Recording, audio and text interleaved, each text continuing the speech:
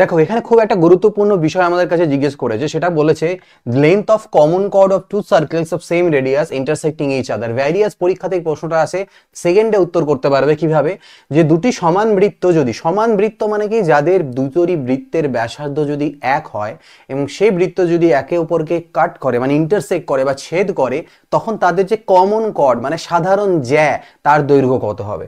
এখানে দুটো বৃত্ত দেখতে পাচ্ছ, ঠিক আছে, এই যে দুটো বৃত্ত, এই দুটো বৃত্ত বেসিক্যালি কি হবে, একে অপরের সেন্টার দিয়েও পাস করবে। মানে যখন আমাদের এরকম একটা বৃত্ত দেওয়া থাকবে এবং মনে করুন আরেকটা বৃত্ত এরকম দেওয়া আছে, যে দুটো বৃত্তের যে রেডিয়াস সেম এবং তারা এটা মনে করো এর সেন্টার বা এর কেন্দ্র এটা এবং এটা হচ্ছে এর কেন্দ্র, তো একজন আরেকজন কেন্দ্রের মধ্যে দিয়ে পাস করছে এবং আরেকজন আরেকজন কেন্দ্রের মধ্যে দিয়ে পাস করবে এবং দুজনের রেডিয়াস সেম বা ব্যাসার্ধ সেম, তাহলে এদের যে কমন কর্ড অর্থাৎ এখান থেকে এইটুকুটা সেটার দৈর্ঘ্য বের করো।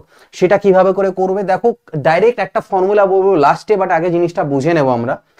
এখান থেকে যদি আমি বলি এটা হচ্ছে ওর কেন্দ্র, তো কেন্দ্র থেকে এই বৃত্তের যে পরিধি অবধি যদি লাইন টানা যায় সেটাই ওর ব্যাসার্ধ, অর্থাৎ এটা হচ্ছে বৃত্তের ব্যাসার্ধ ওই বৃত্তটার, ঠিক।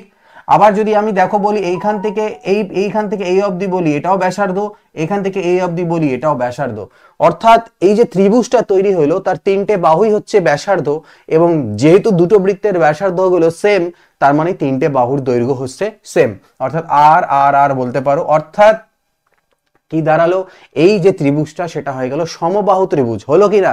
সমবাহু ত্রিভুজের ক্ষেত্রে এইটা কি হয়ে গেল, উচ্চতা, এটা হয়ে যাবে কি সমবাহু ত্রিভুজের উচ্চতা। সমবাহু ত্রিভুজের উচ্চতার ফর্মুলা যদি আমরা বলি তাহলে সেটা হয়ে যায় √3/2 ইন্টু বাহু, বাহু মানে এখানে কে, বাহু মানে আর। এইটুকুটার দৈর্ঘ্য তো আমি পেয়ে গেলাম, তাহলে গোটাটার এখান থেকে নিয়ে এই অবধির যদি দৈর্ঘ্য বের করতে হয় তাহলে ডবল করে দেবো তাকে, অর্থাৎ এখানে আমি আরেকটা 2 দিয়ে গুণ করি, 2 2 কাটা গেলে আমি পেলাম r√3, অর্থাৎ আমাদের ফর্মুলা তৈরি হয়ে গেল, কি তৈরি হলো, রেডিয়াস ইন্টু √3।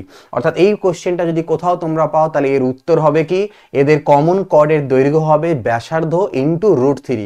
যা ব্যাসার্ধ দেওয়া থাকবে কোশ্চেনে শুধু একটা √3 গুণ করে উত্তরে চিপকে দেবে, সেটাই তোমাদের অ্যান্সার হবে। ভিডিওটা ভালো লাগলে লাইক অবশ্যই করো এবং বাকিদের সাথে অবভিয়াসলি শেয়ার করতে ভুলবে না। Thank you.